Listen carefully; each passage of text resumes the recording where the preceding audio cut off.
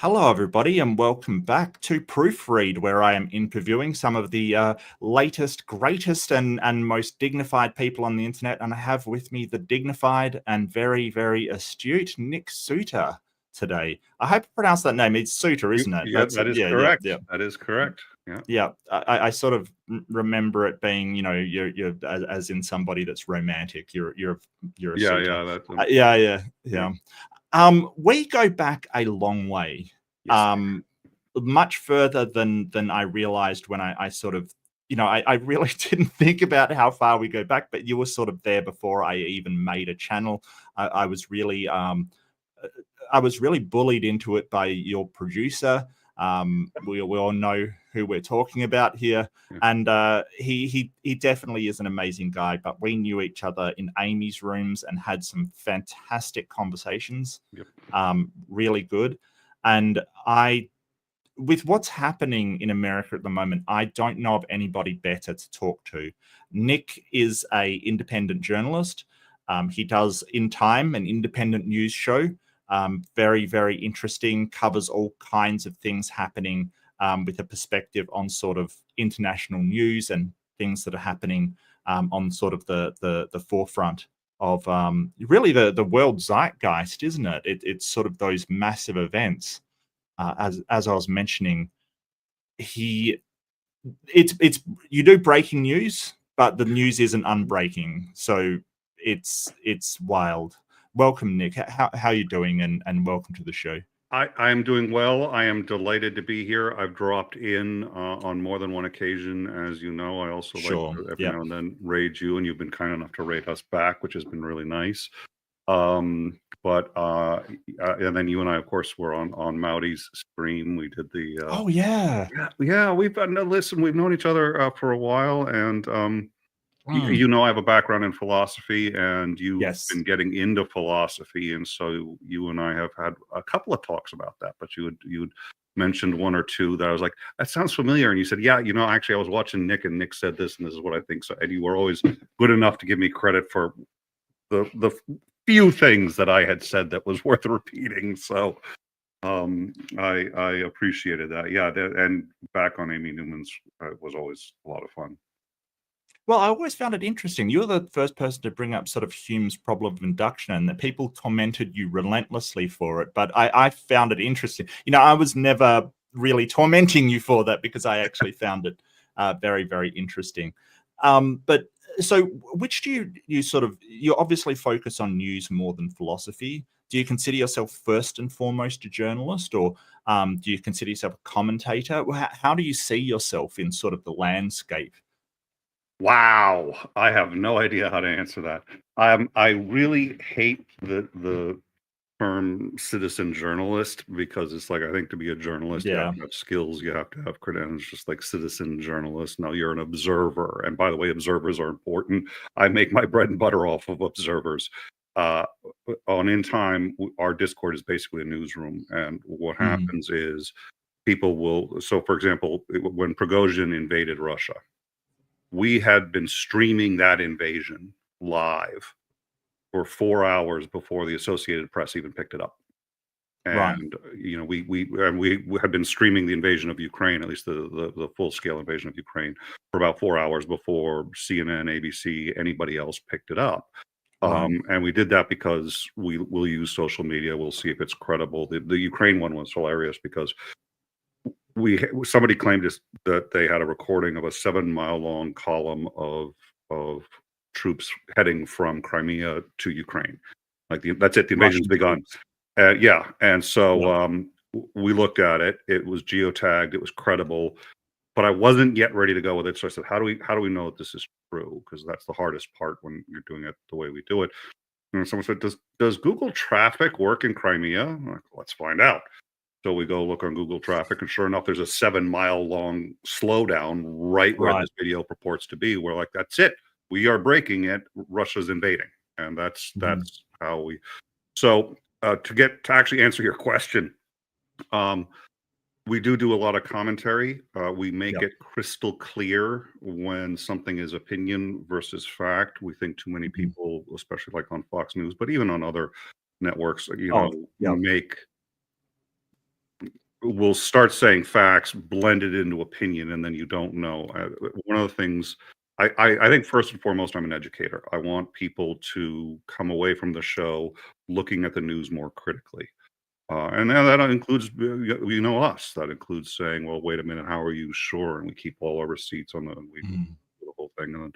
And when people first start saying, well, you're a journalist, I'm like, well, I didn't go to school. I've been uncomfortable with that word. I'm starting to flip into it because I'm like, I've done the work. I know how it's done, and I've been around long enough that I mean, I'm not the credentialed journalist, but having said that, I care that people are getting the news, they're getting it accurately. So I'm an independent journalist is usually what I go with. Do you think there's a lack of accountability in journalism? Absolutely.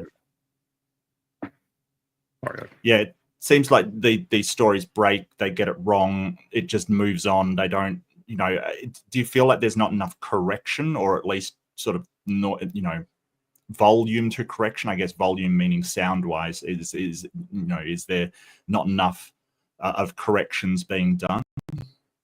I'm going to make a suggestion which terrifies people, and rightly so, but I still think it needs to be done, which is I think there should be a credentialing process that is official and governed.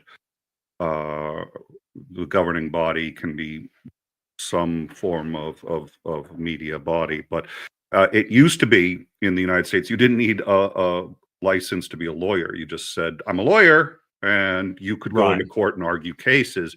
And then we said, maybe you should have a license, and there should be, there's the bar that has a code of ethics and makes sure that people are, and it isn't perfect, but it's a lot better than, just I'm a lawyer because I say so. So I think we need something similar to that in journalism. I don't think it's going to hurt free speech. It hasn't hurt lawyers to have a license, and you can still talk. I just think you shouldn't be able to say you're a journalist. You shouldn't be able. And it's the same problem we have. Like Fox News is not a news organization because they're cable, so because they're not over the air. There's that whole lawsuit. They basically can get away with. They can say anything they want. They can even call themselves news. And there is zero accountability anywhere to anybody. That is one of our biggest problems in the United States, and I think it is a precursor to every other problem that we have. Yeah, and that's where my mind went as well. How much misinformation or disinformation, I'll say misinformation because disinformation is more accusatory as being intentional, but how much misinformation would a news program have to produce in order for some authority to say, hey, you're not doing what you're supposed to be doing, which is reporting facts. And Fox is one that, and of course, Sky News by extension, which is the Australian and English version of Fox News. What comes out of them is appallingly inaccurate. I think that there ought to be some sort of even independent sort of regulatory that says, hey, if you produce this amount of bad information, that you can't be a news organization kind of thing, or at least purport or even say that kind of thing. Because even though Fox says, oh, we do entertainment, that is not how they portray themselves. And I think that we've got something in Australia called the pub test, right? It's just basically, if you said it down a pub, like at the bar, would somebody believe you?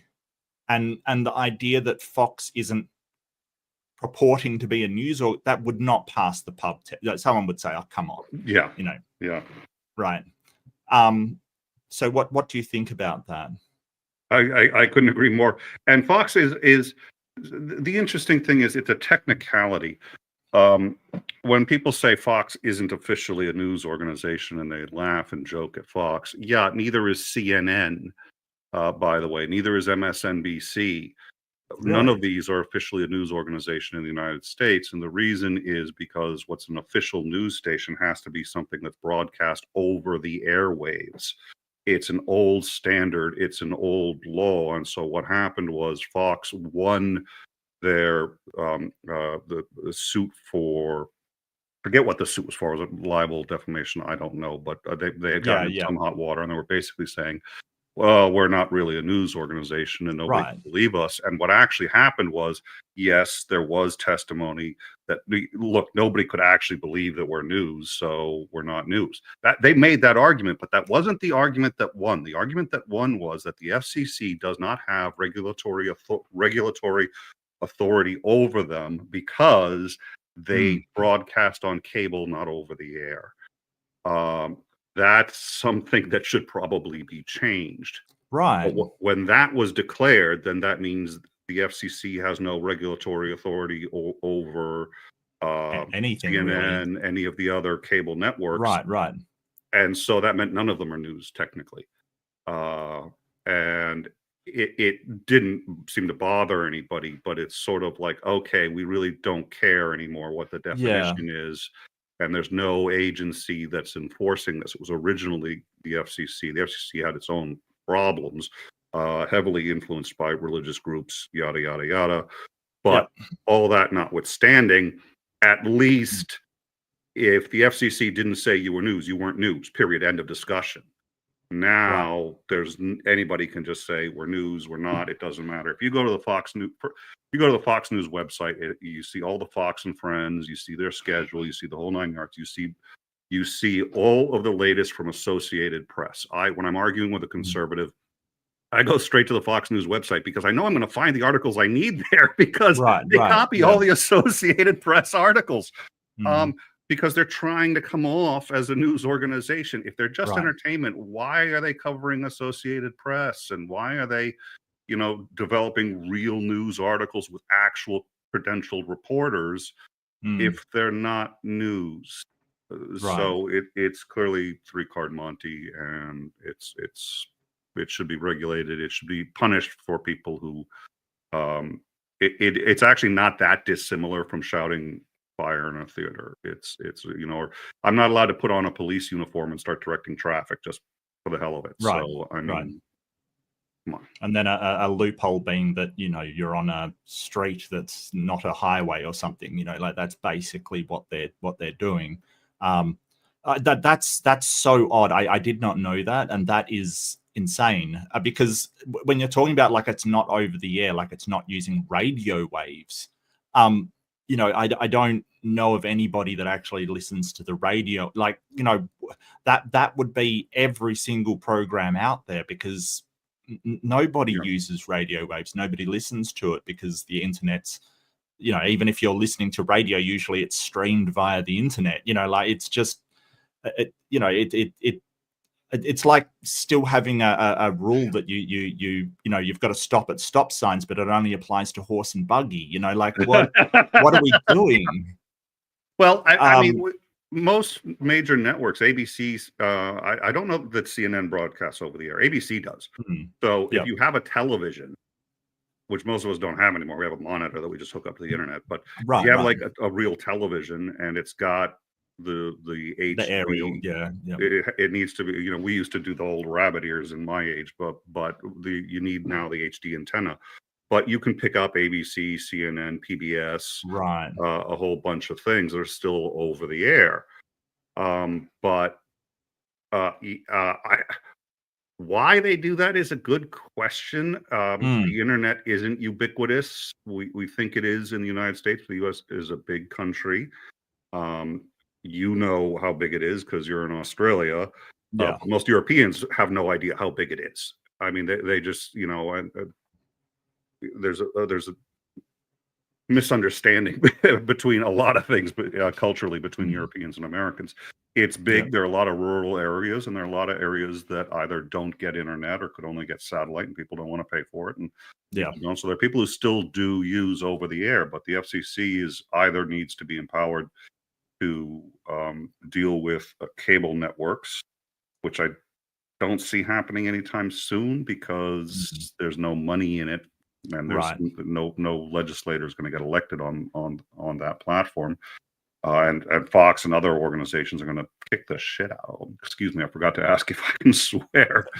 I don't care. I honestly don't care.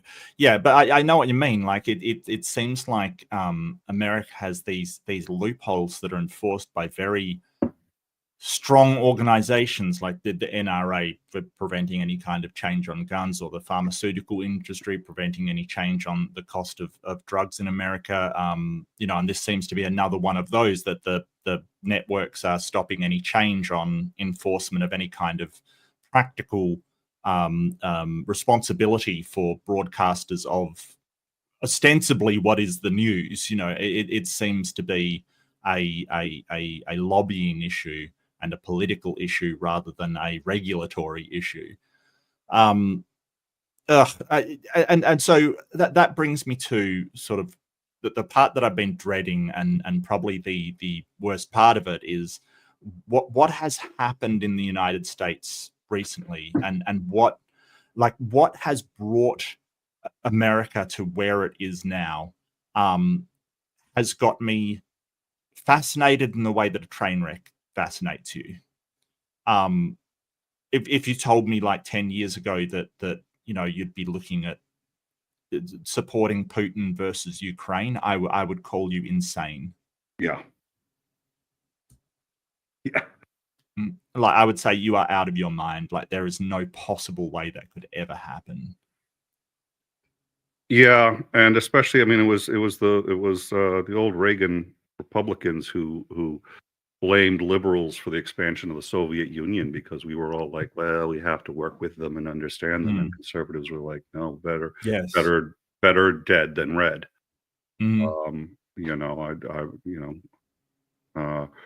I think the problem comes from a couple of different places. The first problem is America's success. We are too successful. I think what you will find when you look at the Greeks, the Romans, the Gilded Age, any large country or that has a lot of success, one of the things that happens is you don't have as many enemies to fight over and to unify with. So what happens is you start fighting with each other, and you start breaking up over these. And I would argue, by the way, that was part of what caused the fall of the British Empire, was a victim of their own success. And I think what's happened is that there in some ways for the U.S. there's no more worlds to conquer. Once the Soviet Union fell, and we rallied around the USSR as an enemy. I mean, we were terrified of the USSR as an enemy, and the world was terrified and looked to the US. And even if you didn't like the US, you're like, yeah, but they're the only things keeping the Soviets. Once we won that war, we didn't have anything else really there. Now, I think there are still boogeymen there, but I think they've gone into hiding. Yeah. What? Well, I think China is still in some ways, China is a more formidable force than Russia ever was. I think Russia with nuclear weapons and, the Cold War, absolutely terrifying. Yes, I get you. But China's financial sort of power that they're exerting at the moment is in some ways, it really does challenge America's position in the world. So I think that while they're less overtly military about it, that they're probably a greater danger for just that reason. Their understanding of soft power and their understanding of the vacuum that has been left by the United States in soft power is, I think, right now causing us tremendous damage, and will be catastrophic to this country if we don't address it immediately, if we don't stand back up and start participating actively as a positive force with other countries, because China knows how to do that, at least how to pretend like they're doing that. When China said, we will come in and negotiate between Russia and Ukraine, and they actually told Russia, you're going to stop committing genocide. Yeah, that's going to be part of the deal that we're going to negotiate. And everyone's like, oh, they're allies, and they told them that. All of a sudden, China's looking really credible, and I'm sitting there going like, yeah, the U.S. isn't looking credible as a negotiator for this. So I think you're Yeah. right. I think they're a big threat. I think because it's nuanced and it's a soft power problem, and because it's a more recent one. I mean, 20 years ago, China couldn't feed itself. So Right. I think what we've seen is in the last 20 years, we have devolved more to infighting because we don't have an external enemy strong enough to give us a common goal within our own country. So now we're turning on each other, and we're sitting there going like, well, you're a liberal, which means that you hate America, and I think you should just get out. And well, you're a racist because you voted for Trump, so I know you just hate all black people and Hispanics and all that other stuff. And it's like, Right. well, don't you think that A, that's a little reductivist, and B, that there are bigger problems that we could actually all agree on and maybe start solving now? And the answer is, why? We got the biggest guns, we got the best economy, we don't need to worry about squat. That's the attitude that Rome had before it collapsed. No Right. Roman can walk the earth. Sorry, any Roman can walk the earth without fear of repercussion because the might of Rome is so strong. Yeah, that was right before it fell, and I see us in that phase right now, and it's very concerning. Yeah, and so China, to me, I don't know. It sounds weird, but I don't know who to be more afraid of, America or China. China's an interesting one to me because I disagree with a lot of their policies, but at the same time, I'm very aware that America has bombed way more people than China has. China historically, and don't get me wrong, I don't know what Xi Jinping is going to actually do, but historically they haven't really been an expansionist empire. They really have historically looked inwards a lot of the time, and that's with a couple of exceptions like Taiwan and Tibet, for instance, because they consider them part of China. And their expansion into the South China Sea does concern me, but America has, I don't know if you know this, Nick, it's been known to meddle in other countries, How dare militarily. you? Well, How dare you, sir? Well, Listen, other than Iran, Afghanistan, Iraq, we may have overthrown Panama. the democratically elected government in Iran, but I mean, Cuba, listening in on our neighbors and listening in on our allies in France, England. If you remove all of that off the table, name one time when we've meddled with another country. Panama. Oh, yeah. Okay. And I mean, are we counting the latest where you're basically threatening Canada? No, I was hoping you'd gloss over those. Well, and that's really so.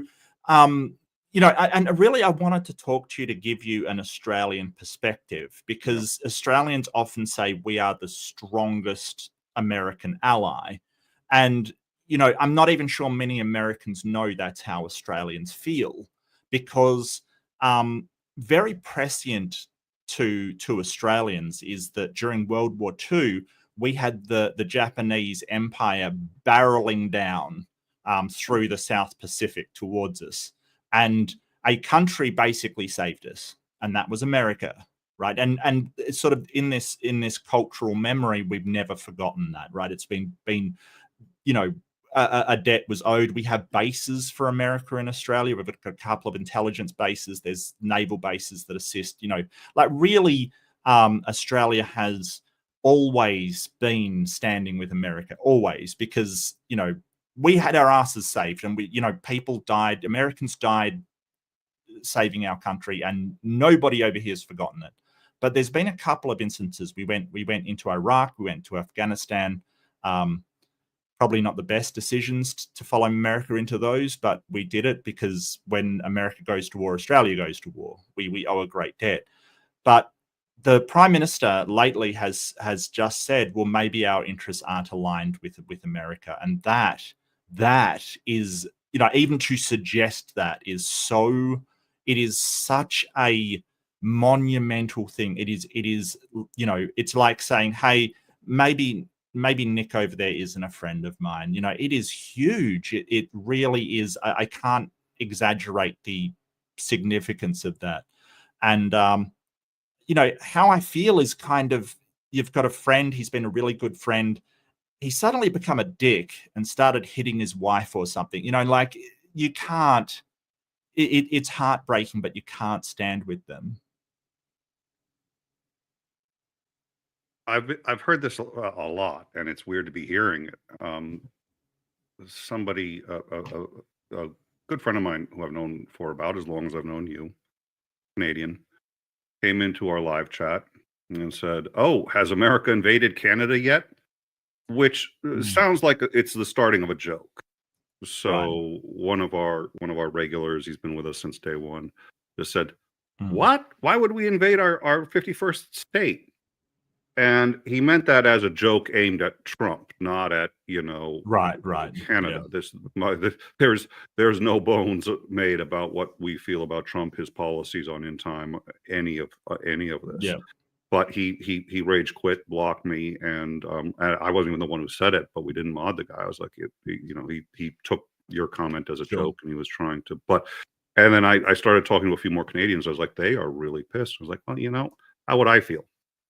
And I realized, okay, yeah, they have every right to be pissed. So first of all, because I personally am still your friend, and I am still friends to other countries, I have said what any friend should say to another friend when they're attacked: do something about it. I have advocated for Denmark at least threatening to invoke Article 5 of NATO over our threats to invade. I think Denmark should do that. I don't think the U.S., I certainly didn't vote for Trump, but I'm in the system that got him elected. The people who did vote for him, the administration he's got, isn't going to start taking things seriously until there are consequences. Could those consequences negatively affect me? Yeah. Yeah. Them's the breaks. I'm not in Ukraine. My country wasn't invaded, so I'm still doing pretty well. Countries need to take care of themselves, and if the U.S. has made it clear that we are launching a new axis, and this was actually the title of our last show, was the American axis, because we are starting to build a new axis, except instead of Germany, Italy, Russia, and Japan, it's the U.S., Russia, and China. And it's what I'm seeing, and it terrifies the living daylights out of me. And so what I have to tell people is, look, I'll always be friends with you. You please know there are Americans who see this and hate it with every fiber of their being, and who, but like our show, we sit and we don't just get angry about it. We talk about it. We say, here's why, and like, does MAGA maybe have a point here or there? Yeah, let's talk about that so that we can really be honest about both sides here. But let's talk about what's wrong and why we are doing such catastrophic damage, not just to us, but to so many other innocent countries. Right. And that's not a conversation many people want to hear. It's not one many want to have. It has to be had, and if it's not going to be had, and if nobody's going to listen, then Denmark needs to Article 5 our ass. Then Canada needs to Article 5 our ass. And the reason is because I care about those countries, and they are being threatened. So it's because I'm a friend to them that I say, if you feel like you can't trust America, from what I'm seeing, unfortunately, at least for now, you're right. We've got two very serious problems here. The first is that best case scenario, best, just like everything, the best we can hope for. Democrats take at least one chamber of Congress, put a stop to everything Trump is doing. We get somebody in next year. I don't care if they're a conservative, a Democrat, I don't care who they are. I care that they're qualified. I care that they're sane. And I care that they actually really do care about this country before themselves, and that they care about us and are proud of us as very imperfect leaders, but leaders nonetheless who say, hey, we're going to try to stop wars in other places. And we're not going to just, in Afghanistan, once we've got our objectives, bail and cause 10 million problems for other people. Let's try to project something positive. And that's the best case scenario. And that's in 4 years. And it will take more than a decade of strong, positive leadership from the United States before people honestly begin to reconsider how bad we've been here and begin actually, like in their own minds, forgiving us what we've Trusting done. again. Yeah. Yeah. It'll take 10 years of best case scenario. That's what we're talking. Worst case scenario, Trump keeps doing this for 4 years. It could even get worse if he gets his third term, which everyone thinks he's joking about. He's not. Let's assume he gets kicked out. But by that kind of damage, it'll be a generation before anyone trusts America again. And we may never regain that. How many no countries on the top for forever. So, this may be it for us. And that's okay. I mean, the UK has done fine since not being, not controlling, a third of the planet. It's okay for us not to have 940 foreign military bases. Yeah. If we're going to use those for good, if we're going to actually help people, if we're going to deliver aid to people, if we're going to keep hostile military powers in check, those bases are great. We're going to use those bases to terrify our friends. That's I can't even believe that MAGA thinks that that's America. That's not America. Never been America. We've been a lot of things, and many of them not good. That is not one of them. That has to be stopped. Well, America's never been that way with its friends and allies, like ever. I don't know.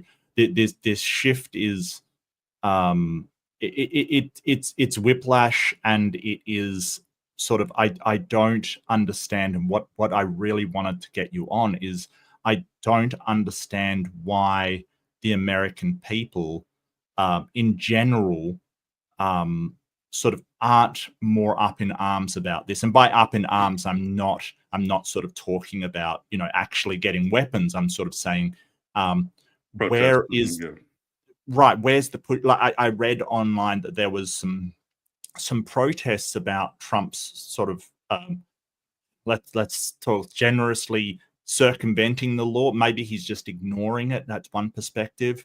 But he certainly isn't doing his presidency like others and actually following what appears to be the rule of law. But there was a few thousand at the protest, and I'm sort of we've had bigger protests over here for way less than what's happened over there.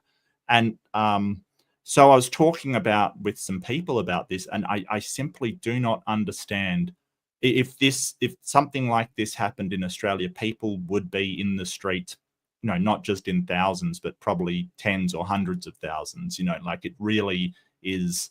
Do you think that the internet and sort of the armchair protest is robbing us of our ability to get out there and sort of have a massive crowd? Why isn't there hundreds of thousands of people out there?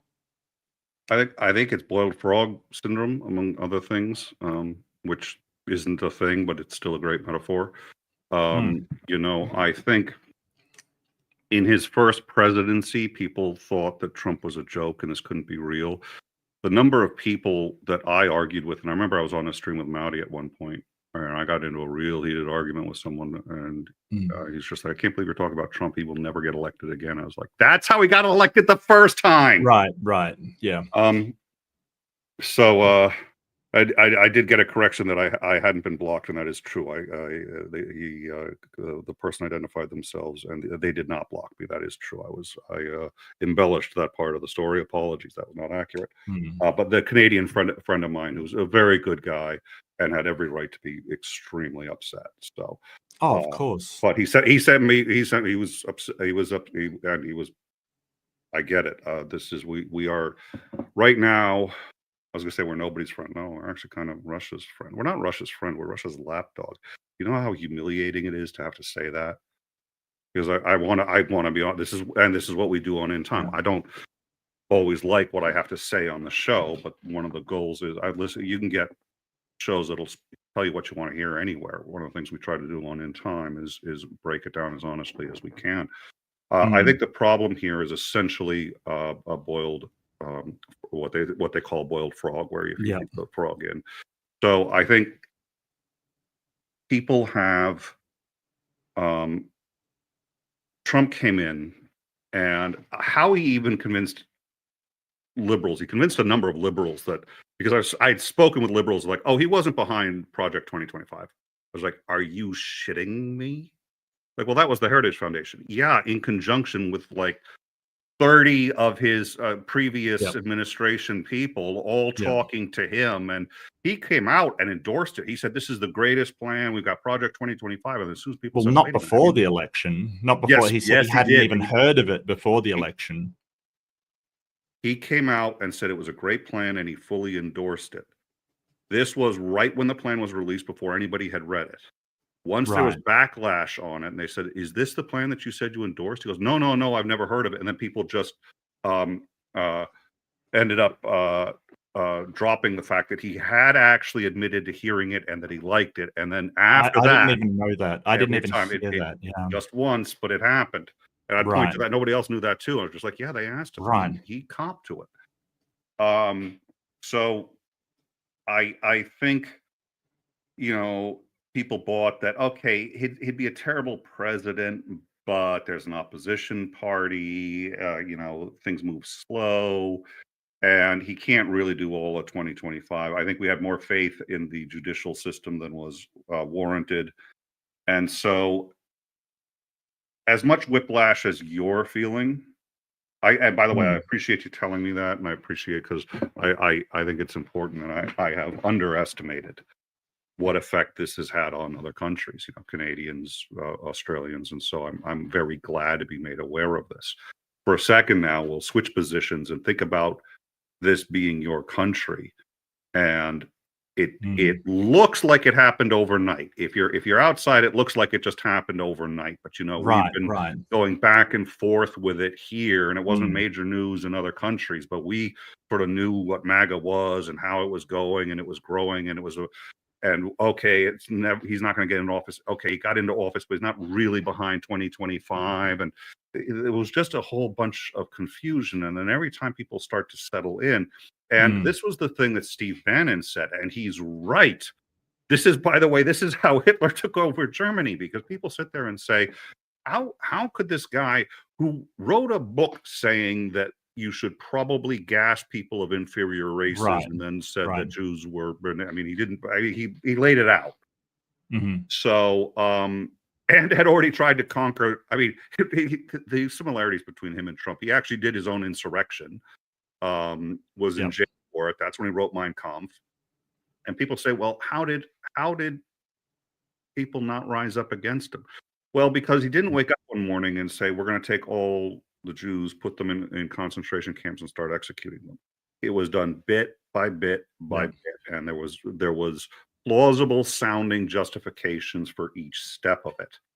Now, if you're on the outside and you're not in that boiling water, you're sitting there going, the water's 100 degrees in there. Don't they see that? But everybody in there is like, well, he's just adding one more. It's just one more. That's all it is one more step. Right.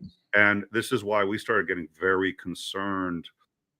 Even before the overturning of Roe v. Wade, I forget what was the first major alarm bell for In Time, where we were sitting there covering this, and we're like, okay, this isn't getting hit by mainstream media, but it was. I wish I could remember. There was a what appeared to be a reasonably minor decision, but it was just like the way it had been decided. I was just like, you've just unwound. And the way it was decided, they took language from that decision into the whatever was the case that was the one that overturned Roe v. Wade. They put in the same language from Justice Thomas's statements on the previous one because they wanted to just, and now it's just been unraveling the entire thing. And I think we're all sitting there going like, well, which one do we protest? Which one do we, which one Right. do, what's, and everybody here is in a state of shock.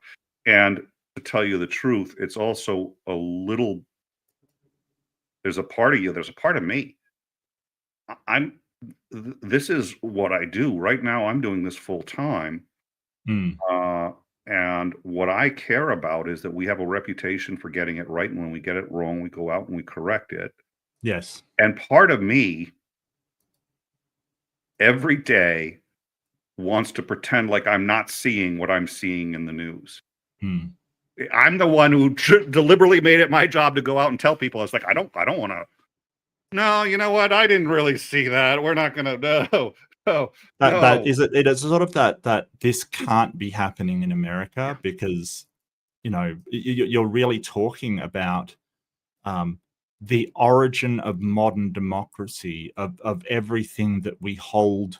Like, I mean, no bones about it. I think that the American Constitution, I've got some problems with the amendments and how it's phrased and things like that, but it is a document that is one of the greatest documents ever produced. I compare it to our constitution. Our constitution sucks. It's terrible. It's absolutely terrible. But I think that as far as sort of putting rights of people in the forefront and really outlining the social contract, America is the progenitor of that. It is the origin of those values. So to see, that kind of be abandoned by the wayside, it's almost like seeing a scientist that produced sort of work just get discredited. Like how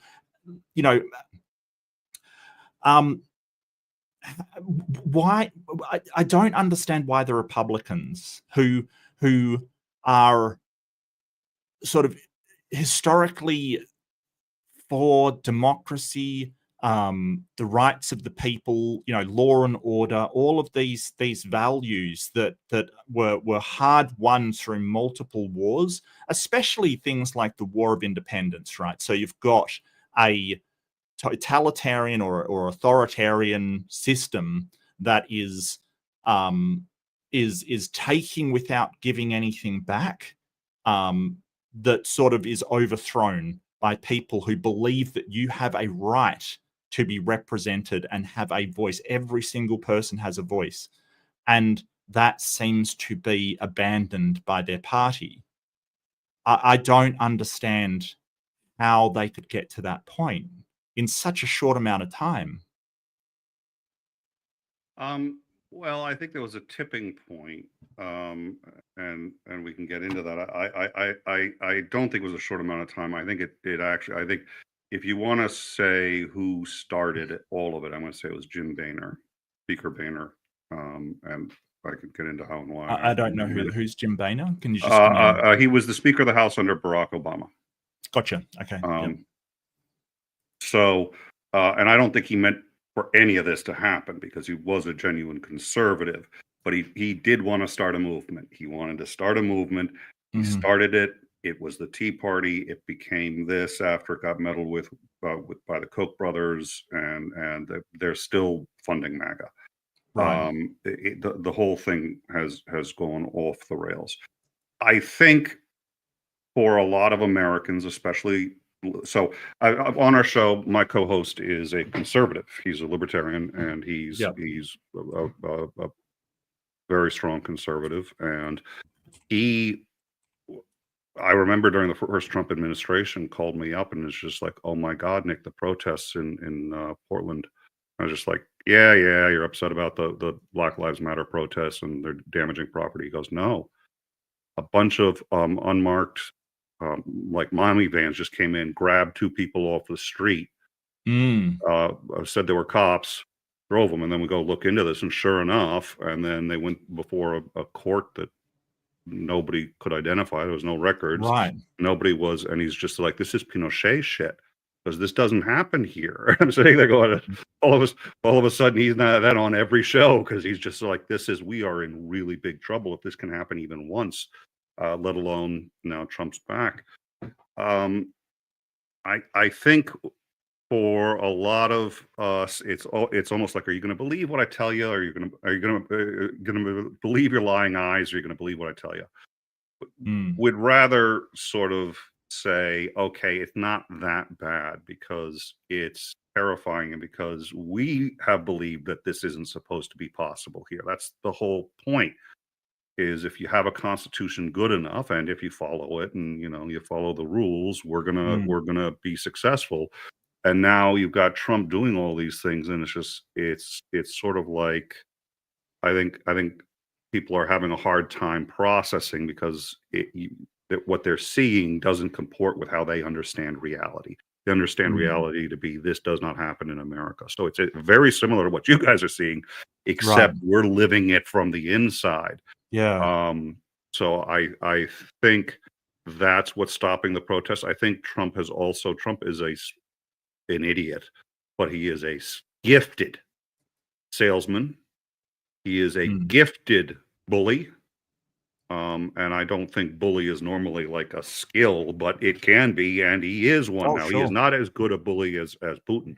Putin is can teach a master class in bullying because he can bully and make you thank him for it. And genuinely think that he is but nonetheless, and that's why Trump recognizes that both Ping and Putin are better at it than he is, better at it than he will ever be. So there's this mix of jealousy and wanting their approval because he wants that level of strong man and that level of authoritarianism, and he will never be able to succeed at it. They know he wants it, so they're like, "Oh, come in, brother. Yeah, you're just like us," and they're going to use him. But for the rest of us, it's sort of like we're watching this, and we're like, "No, this really can't be real." And so when Elon Musk says, "No, we're really just here to make things more efficient," I mean, and then he uses some analogies like Ebola.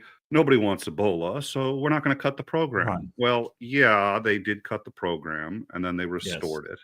But they did not restore the scientists that can go into a level 4 biohazard room, which is the highest level there is. It is for the diseases that if they got out in the US would decimate the population, 90% plus casualties.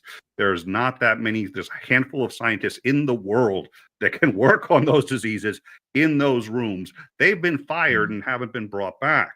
So you brought back the program, and I don't think even Elon Musk realizes that he hasn't brought them back because he's just going so quickly. He's like, okay, we're firing 10% across the board at the Department of Energy. Oh, Department of Energy covers nukes? Oh, that's really interesting. Oh, 10% across the board. Oh, wait, that included people who maintain the nuclear warheads? Oh, what? You learn something new every day. The level of recklessness is utterly shocking. And Musk does not have that much charm, but when he tries to have it, he does have a little bit of that. Who really wants Ebola? Nobody wants Ebola. Well, no, when he did that, that whole so of course we brought back Ebola. I don't find it charming, but I can see people finding it charming because oh, look, he's rich and he's trying to be like folksy and he's trying to be like me, and doesn't that, and it has no impact on me, but I can see it having an impact on people, and I can see right. Yeah. Oh, you see, he brought back the Ebola program. Yeah, he did, but the program is gutted and worthless now. And by the way, the chances of Ebola getting out in the U.S. are very slim because Ebola does have one redeeming factor, which is it kills really fast. It kills really fast. So it's hard for someone to get on an airplane with Ebola, fly to the U.S. and have the plane land without people figuring out by the time they land that he's got Ebola. So, but it can happen. And if we continue research to help other countries deal with it, and even if it never comes here, we learn about other infectious diseases and how to deal with them. So us helping other people, I know this is going to shock you, Mark, but when we help other people, we're also helping ourselves. Sure. Wow. And the fact is, I don't think you should need that as incentive. The fact that I have to go to MAGA people and say, hey, listen, let's just do Ebola programs for enlightened self-interest. I hate that I have to even go down to that level of argument. When someone says, well, there's starving people in the US, so let's help them first. No, actually, for the most part, it's pretty difficult to starve to death in the US. It does happen, but we've got shelters, we've got programs, and we could make more programs and we could fix those problems. You know this as well as I do because we hang out in the same circles. Every 7 seconds, a child starves to death in Africa. A child starves to death in the hands of parents who are praying to God to keep the child alive. While we throw food out, I think it's worth, and they don't have to have the same color skin or the same ideology or anything like that. They have to be capable of feeling suffering. And since I'm capable of feeling suffering, I'm sorry. Yes, America first. Yes, America first. I'm an American. America first. But that doesn't mean America only. And that doesn't mean we can't do America and friends. That doesn't mean we can't say, and America, this is the one I get upset by. This one. This one upsets me. Make America great again. We have the highest GDP of any country in human history. We have the largest military of any country in human history. Do you want to know what the largest air force is on the planet? It's the US Air Force. You want to know what the second largest air force is on the planet? It's the US Navy. Right. Make us great again. I think we're doing okay. Could we be doing better? Yes. Should we be doing better? Yes. Nobody's saying let's roll America back, but we're doing well. Why can we not say, hey, let's help some other country? I get really ticked off when people sit there and say, oh, well, and I do like to make fun of the French. I like to make fun of the French, but I believe me when it's as a friend, because I know, you, Mark, how did we get the Statue of Liberty? France donated it to you. France gave it to us. Yep. Less than 50% of Americans know that. You're not an American. You knew that. I don't know, and I think it's probably a lot less than 50% know that. Why? Really? Oh, yeah. It's not. I mean, it's not common knowledge in the U.S. It's just not. Yeah, because France and America had been close for so long, which was why it was so weird during the Iraq War that they were sort of, France wouldn't go into Iraq, and quite wisely, in hindsight, decided, there was no credible threat from weapons of mass destruction. Quite wisely, because as it turns out, that was total bullshit, as some of us knew and protested against the war for that reason. Suddenly it was France's enemy number one, their freedom fries, not French fries. This was the right that says, oh, well, you guys boycott and it's horrible and stuff. That was one of the biggest boycotts ever. Don't buy French products. And so it was weird. If it weren't for the French, there would be no United States. And I'm sitting there going why do people not recognize this? Now, I'm aware the French did not like the English, so they didn't just sit there and help us out for charity. It helped them as well, but they helped us out, and they also did believe in the United States, and they died for us. And I'm sitting here going like, okay, so thanks to the French, we have the United States, the most powerful country in the world. So who can we help that can become powerful too and be our allies? I don't know who the next one's going to be, but why don't we go to Uganda and start spending some money and start saving some lives? And that's the other thing, which is, I guarantee you, this is rising tide really does lift all boats. Statistically speaking, I guarantee you that in the last say 50 years, there was a little girl born in Africa who was smarter than Albert Einstein. That's just statistically speaking. That's based on how many, the population, but because she was a girl, and in a lot of places, if you're a girl, you're not allowed to learn. Because she was in Africa and didn't have access to the, either she died or she ended up just, whatever we have life she had. evidence that could be the case. A couple of schoolgirls invented this novel way of water filtration using solar power that was absolutely fantastic, right? Like, so needs of people necessitate these amazing breakthroughs. These were schoolgirls, right? Who luckily had opportunities for education. Imagine if they didn't. Statistically speaking, it has to be the case, because when you take a look at the population, there's got to have been someone there who was at least as smart as Einstein, if not more.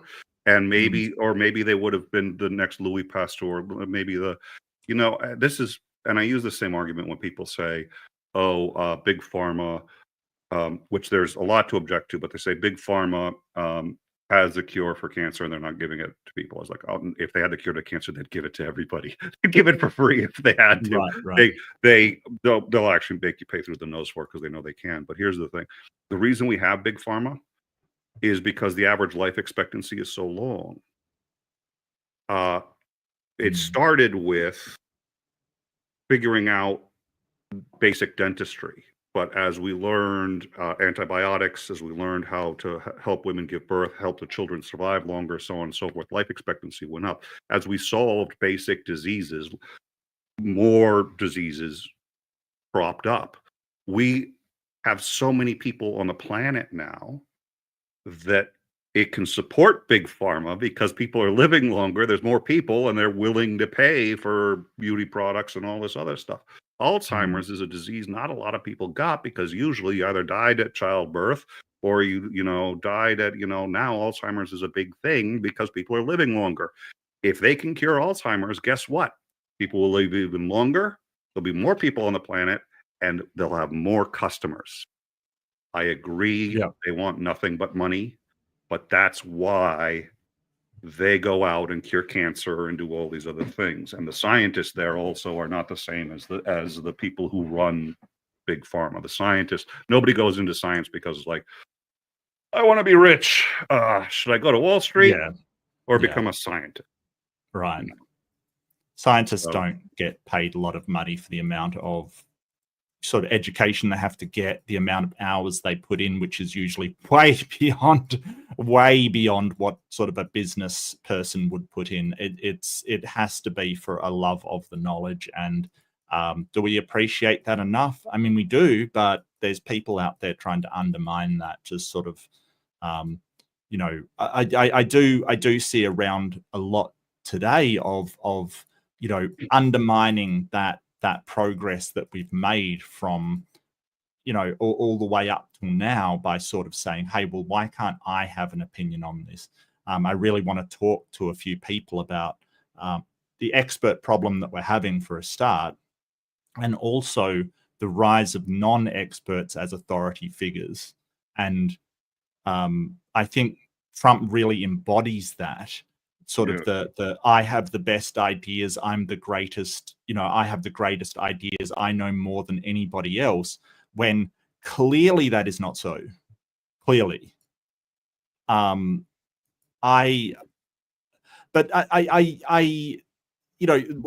you're sort of talking about with innovation and sort of, lifting other people up, do you think they see flourishing as a zero-sum game? Like, I've got to stamp somebody down in order, because I don't see flourishing and prosperity like that. I think that we can, sort of, instead of, cutting yourself a bigger piece of the pie, if you make the pie bigger, everybody gets more and you get more.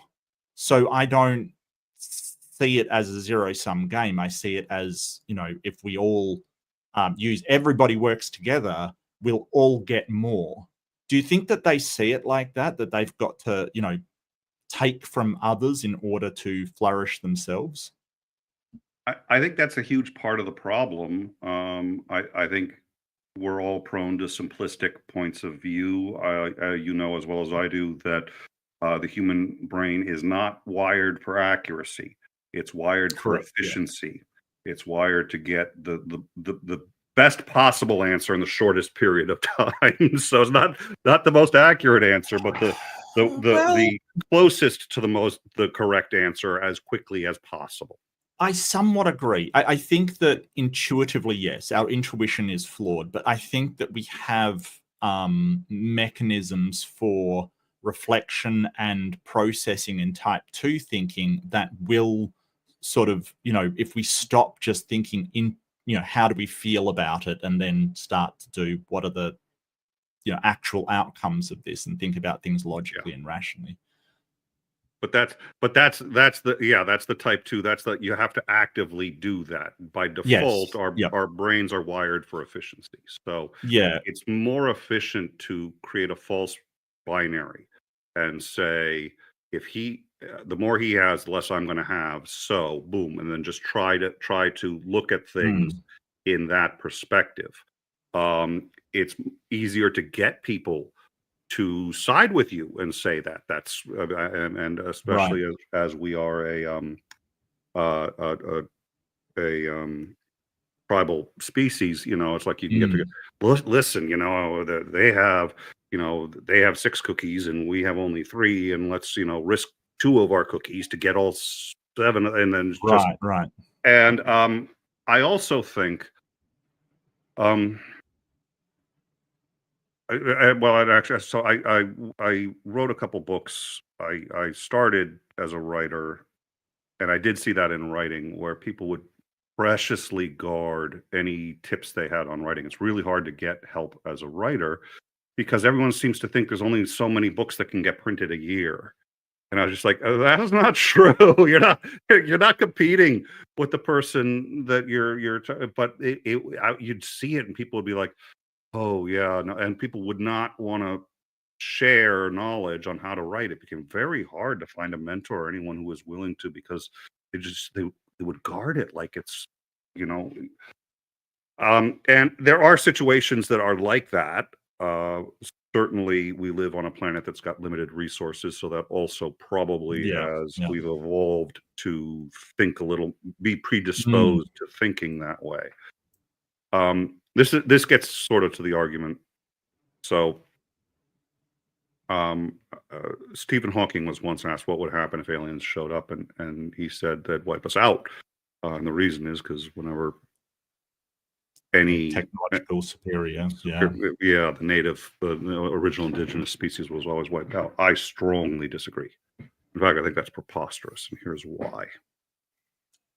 Yes. We have the ability to wipe out all life on this planet, and have almost done it once or twice. I disagree. Well, the Cuban Missile Crisis was close. Well, we used to think that nuclear war would wipe out all life, but as it turns out, there's bacteria very capable of living within nuclear radiation. I think that things like that, don't get me wrong. I think when you say sort of, life as we know it, or all complex life, sure, absolutely. No, I'm 100% on board. But I think that life is a lot more pernicious than that. It will hang around in some form. So I think that the big thing is that we're not trying to save life or save the planet. It's fine. That's a good point. And there's actually inside Chernobyl, there's a new form of life. That's living that doesn't take any energy from the sun. It gets energy from the reactor. Yeah. But what I meant was animals weren't as affected by Chernobyl as we thought they would be. They kind of, obviously due to evolution, they built up resistances and they adapted to it. It's a lot hardier than first thought. But we can easily wipe out all human life. Oh, absolutely. Yeah. The only thing that, in my view, would prevent us from doing this is the very thing that has helped us become the dominant species, which is empathy. It's empathy and our ability to create a social contract that allowed us to create civilization and to grow.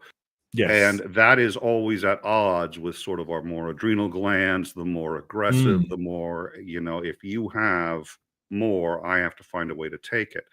Right. And it seems to me that if we are to survive this era, we are going to have a little luck, because there's always a psychopath that can be elected and push the button. Right. And we're going to have more empathy and an ability to care about others than aggression. And that's difficult because part of our aggression is how we got to where we are in the first place. So there's this tension between the two that has allowed us to get where we are. And the Right. question is, whichever is strongest, I think, is going to determine where we go from here. Any species that would eventually develop the ability to travel faster than light would have to have enough compassion, enough empathy, that they would not destroy themselves, their planet, others, with this technology as they develop it, which would have to be at least as powerful as the nuclear bomb if you're going to get from, one planet to over here. The only way for a species to successfully travel from one star system to another is going to have a level of cooperation we may not have. But if it's going to happen, I don't know that's going to happen. I'm not saying that it is going to happen. Maybe we're the only life here. I don't think so. But at any rate, I think because of that, any aliens that could come to this planet would be very inclined to leave us alone, because they would have learned the lesson, or try to help.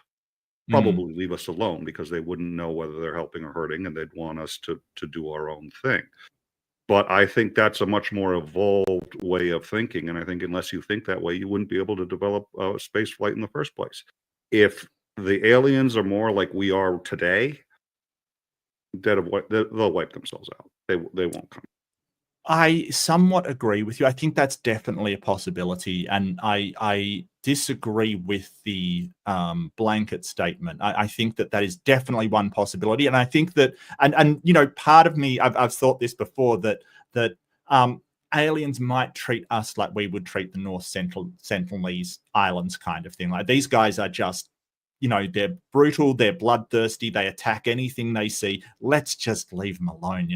Let's prevent people from going there, because they are just too viciously hostile to really interact in any meaningful way. And the conspiracy theorists and UFO people out there would love, like, oh well, a missionary went there, yeah, look what happened to them. But I will disagree with you, because empathy is interesting to me, because empathy seems to have this relationship with tribalism that we seem to be able to drop that empathy for the other, right? For things that we don't associate as us. So we can work perfectly well together, being empathic within a sort of system where you're sort of saying, hey, that is my people. And then, and somebody be absolutely caring and loving and the best person towards their people, and just absolutely brutal towards something that it doesn't see as part of its in-group, basically. So it is possible that an alien species developed and expanded their in-group to themselves, but not to anything else, like it is just themselves. That is possible. It's also possible that if something is a hive mind, they would have that absolutely inbuilt. It's not even an in-group; it is the self being that alien I race. had not considered that. I like that one. That's a good one. That's why Right. That's why I came on. You always say challenging things. I'll have to think about that one. Right. Sorry, I've played a lot of video games, and hive minds fascinate me, whether it is a mechanical one like an AI hive mind, or it is a insect kind of hive mind. That is just one single consciousness that could do anything to anybody else, but would never ever harm another member of that species, because that's itself. Like that is it. Yep, that's a good point. If it was something like that, yeah. So maybe we can Right. have Independence Day. Great, thanks. Now I'm gonna have nightmares tonight. I appreciate No, I it. mean, look, Fermi paradox, like seriously. Yeah, well, Fermi that's sort of what gets you thinking about it. Right. So you had asked a question, and I sort of went off. About whether or not the idea is if somebody else has more, I have less, and it's a zero-sum game. Right. I think we do have a tendency to think that way. I think that that's an easy way to think. I think nature does reward that kind of behavior, at least certainly early on, because there are limited resources. Yeah. So I think we still have it, the vestigial stamp of our lowly origins, and I think it's hard for us to overcome that. I think also denial is a very valid coping mechanism, and we do use it. We do need it. I think that's part of the problem. And I think when talking about, the original question was, I just lost my train of thought. Do they think like it's a zero-sum game? Like we can't help these people because we'd be hurting ourselves? I think I had another answer that because I think it's that and something else, and I've now lost the veil, the thread of what that something else was. It was a very interesting discussion on the aliens because I like that. Okay. I like that, but I do not remember now where the origin was for. I think there's. I do think a lot of MAGA is driven by fear. Somebody made a really interesting observation a while back. Well, a while back, like a couple days ago, that I heard. Well, America in general is driven by fear.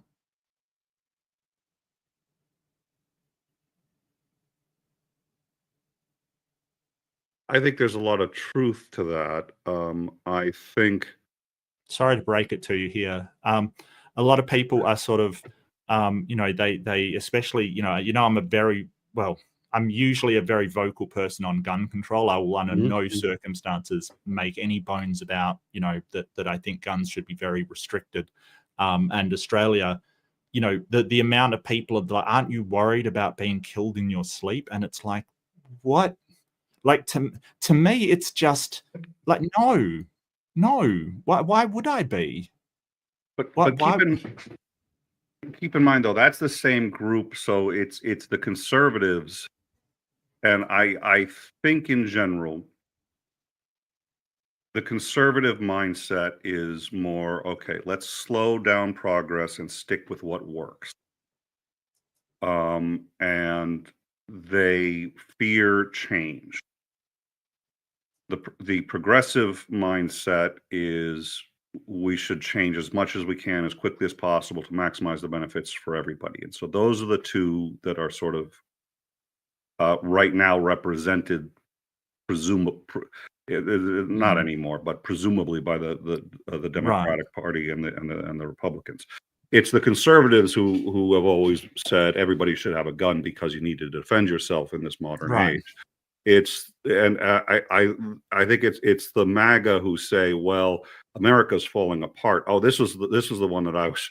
It's like America's not. I mean, we're still the richest country in the world. How can I don't understand how someone can honestly believe the argument that America is falling apart. It's falling apart now because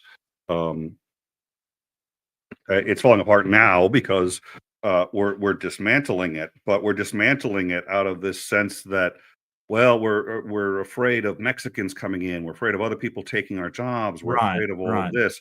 But that isn't the party that voted for Barack Obama. That isn't the party so I do think MAGA, and especially I think that's also another reason they're drawn to Trump, is because he's a surrogate. He has that what they think is gravitas. To the rest of us, it's like we can see through it. Like I said, he wants to be Putin, but he's not. He doesn't have it. He'll never have it. But the people who feel disenfranchised, the people who feel like they're not being heard, He speaks to them, even when he says, completely contradictory things in the same sentence. And I realized, first of all, the first time he had only one qualification for the job, which was he pissed off liberals. That was it. That was all they cared about. They knew he wasn't the common man. I mean, everybody likes to think conservatives are stupid, but they know that he shits on a golden toilet. He is not the common man. But he could talk to them like he understood them. He was a salesman, and he could sell the notion that they were given a raw deal in life, and he understood it and could fix it. And he really pissed off liberals. So that's what got him in the first time. That's largely what got him in the second time. But somebody had pointed out to me, they had had an argument on Twitter, and they said that, people on the left think that MAGA doesn't care what they think of them. Like, they care. They care very much what you think of them. I was just like, oh no, that's bullshit. They don't care. Trump doesn't care. MAGA doesn't care. It's like, they do care. They want you to hate them. They want you to hate them. And they feel aggrandized when you hate them. They feel like they're doing their job right when you hate them. So when they dismantle a program that gets liberals upset, they feel like they're doing something right. It's this very base, vengeful, and part of it is, listen, liberals, I'm proudly an ivory tower elite, and as capable of being as snobbish as any of them. And I think part of this is a backlash against. This is why I said it started with Jim Boehner. So Barack Obama decides that he wants to pass universal health care, which is hilarious that anybody thinks that you can be a modern country and not have something like that. Is this the Affordable Care Act? Yeah, the Affordable Care Act. Yeah. And they block him at every turn. So he ends up using a loophole and goes through the Interstate Commerce Clause. And it's an absolute abuse of the Interstate Commerce Clause. Now, I worked on the Obama campaign. I was for the 2nd Congressional District. I was the district coordinator for the Connecticut's 2nd Congressional District. And when Obama did that, I was giddy. I was just like, oh, he found a loophole. I was like, that's clever. That is really clever. And I was delighted. But that will lead to that loophole being used for the wrong purpose. Like, I don't think I could get behind that. A, I hadn't thought of it that far ahead. B, there was another problem, which was the others didn't see it as a loophole. They saw it as an abuse of the system. And when I see conservatives abusing the system, they're like, no, it's just a loophole. It's the same thing that Obama did. Right. But no, but when Obama did it, it was okay. When you do it, it's wrong. Right. And it's like, it's the same thing. And so I remember when Obama passed this, and his slogan was, yes, we can. And I remember, yes, we can, with everybody's shouting, yes, we can. I still have the yes, we did bumper sticker on, because I mean, I did canvassing for Obama, and I remember I'd knock on a door in New Hampshire. Somebody would come out. Yeah, what do you want? I was like, hey, have you heard of Barack Obama? I'd like to talk to you a bit about him. I ain't voting for no, throws out the N-word. And I was just like, okay, talk to you later. Well, don't forget, racism doesn't exist in America anymore, apparently. Yeah, I know, it's over. Oh, actually, that was still one of my favorites, because I'm sitting there going, if he had any brains at all, he'd have said, oh, yeah, why don't you come on in and talk to me about Obama, and then waste our time for 2 hours when he's never going to, So I was like, he made our lives a lot easier. It was people like him that I appreciated, because I was like, okay, I know now I'm wasting my time talking to you. I'm not going to get angry. I'm just moving on to where I can do some good, because it ain't here. So anyways, Obama passes it using the Interstate Commerce Clause, and then Jim Boehner, who is the Republican Speaker of the House, after chants of yes we can, he comes up. It's his last term. He is never running for election again. He's done. He said he's retiring. And he goes on a rant. The way this was done, goes, you did not have the mandate. You couldn't do it, so you cheated. Goes, You think you can pass? Hell no, you can't. You think you're doing the right thing? Hell no, you can't. You think you can just push people around? Hell no, you can't. And I'm sitting there going, and at first I'm like a little like scared and taken aback, and I start laughing my ass off. And I was just like, okay, this is an impotent man in the death throes of his. And it took about an hour before I realized, oh shit. I was like, the bill's gonna. This was before the bill was passed, but he knew it was gonna pass. Everybody already knew. The whips had the numbers in. It was gonna pass. So Jim Boehner is just yelling at Congress. Hell no, you can't. And then I'm sitting there going, he's not. That's not going to Congress. He's not angry at any of them, even the ones that are voting for this. He wants the American people to hear that. Yeah. He wants conservatives that are pissed to rally around what has happened. I don't recall Jim Boehner ever doing anything that was racist. So I don't think, based on what I know of what I've seen of him, I don't think race played into it.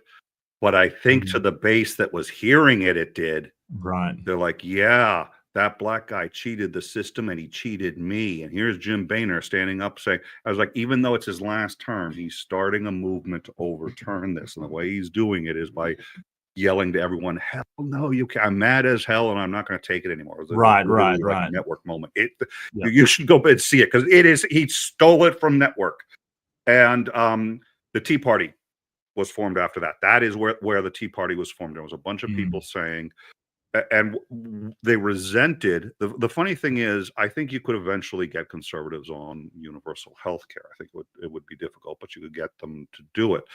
But you'd have to treat them with dignity and respect. And what happened here was when they said, no, we don't want to do it for X, Y, and Z, we said, oh, you don't understand healthcare. That's all right. We're going to do what's best for you anyway, even though you don't understand that what we're doing is what's best for you.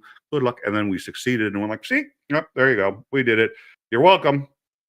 And I do think it was the best thing. But that level of condescension, which I had some of myself, I was just like, look, if they don't get why, then we just steamroll them.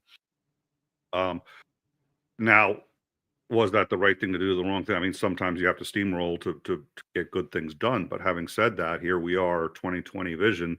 And people ask me, when did this start? This started when Obama passed the Affordable Care Act and essentially told all Republicans that they were too stupid to understand why they needed this. He wasn't going to explain it to them, and he was going to do an end run around the system to get it done. Now, he may be right that it is important. In fact, I know he's right that it is important. Oh, absolutely. But how you do it matters. Yep. And he saved lives by doing it that way and getting it done quickly. But here we are with Trump, who doesn't speak down. And that's what they love most about him. He's got all this money and he doesn't speak down to them. In fact, he speaks their language. He talks about, go punch that guy in the face. He speaks their language. So MAGA is about being pissed off and wanting us to be pissed off at them. The dismantling, nobody knows what's being dismantled and nobody really cares. What they care about is that it's pissing off liberals. It's pissing off Democrats. That was his real platform. Put me in, I will piss off the Democrats. Well, I think to a degree you're probably right. Like you're obviously much closer to it, but at a certain point, when you start to cut off your nose to spite your face, at a certain point, when they realize they can no longer smell, that's gonna, and I think that is happening with, it's got to be mentioned that the US economy has gone into a nosedive due to Trump running it, and sort of he blames Biden, but we're talking about some, when even Fox News pundits are saying, hey, these tariffs are a bad idea, they're what's causing the economic slowdown, or I mean, it's in free fall right now. He's wiped $1 trillion off of the stock market, and I was sort of explaining to Lynn what that means. It means that shares are down basically, and I understand a bit more, but like how much is it worth to make a section of the population unhappy, because with these programs and things, your well-being is tied to everybody else's. And what I don't understand is how Trump can say, well, I won't touch the Affordable Care Act before the election. He proceeds to cut it, and MAGA just seem to accept it. I don't understand that. It is a cult. Stephen Hansen, who is a culty programmer, he was in the Moonies, wrote a book. I read it in high school, and then actually got him invited to our high school to speak. And so, right. He developed I think he developed the bite model and ran the bite model through this and said it's a cult. The reality is, I think, whether you call it a cult or not, and there are reasons not to, because it leads into that being condescending again. But yeah. Whatever you choose to call it, they do worship him and they trust him and they believe that he would never hurt them. So when he cuts these things, they say he must have a plan. He's got a plan. It's not just going to end with this. Now, you know what's happening to the stock market. I know what's happening to the stock market. But the stock market goes up and down, and they're going to say it's going to go right back up. And he even warned us there's going to be a little pain. It's not going to be. And this is the interesting thing. So Chuck Schumer, and Titan just sent me this from The Onion. So Chuck Schumer just voted to pass the funding bill, and I get why he did it. It's a gambit, but so the U.S. government was going to come to a grinding halt. Democrats were opposed to this bill in part because it allows Trump to continue doing what he's doing, and the theory is if the government grinds to a halt, he can't do any more of that. There's another theory, which is he's going to do it whether the government's running or not anyway. And at some point, Republicans will start to push back. They're already starting to. There was a shouting match between Marco Rubio and and Elon Musk. And Republicans are starting to get concerned because a lot of these cuts are in their districts. Yes. So it's like if you shut down government, you shut down any ability to resist. So it's a calculated gambit. I tend towards, I think, the more immediacy of you just shut it down. But he also figures, look, if Social Security checks stop coming, and we helped fund the government, we didn't get involved. We said, sure, pass the budget. When Social Security checks come, the only person you can blame is Trump. Is that gambit going to work? I don't know, but I get it. Titan sent me this thing. Chuck Schumer helps pull Democrats back from the brink of courage. So people are really pissed at him for doing that. I do get the strategy. Pass it, and then Trump's going to keep doing what he's doing. The reason, so you had asked earlier, I don't see why they continue to let it happen. They continue to let it happen because the effects, it takes them so long to feel the effects that they don't really connect the action with the like the boiling frog thing you were saying about earlier. Yeah. So and Trump has told them that he's going to make America great again, and they really do believe that. So if he were to come out tomorrow and say, you know what, Social Security was already about to fail anyway, I'm going to cut it, I'm going to replace it with something more beautiful, it's going to be the most beautiful program you've ever seen, it'll be great, everyone will say, great, cut Social Security, one of the most successful programs in human history. And he cuts it, doesn't replace it with anything, and nobody's going to notice until people start starving, eating cat food, whatever. Then they'll notice. And the question is, what's his party going to do about it? Now, the reason that's the question is because the opposition party appears to be completely and utterly paralyzed right now. Part of it's not their fault. They lost in the courts. Mitch McConnell was successful in stacking the court. If he had failed at that, we would not be here, but he was successful. I don't think he intended what happened now, but that's what's going to happen when you stack the court. Right.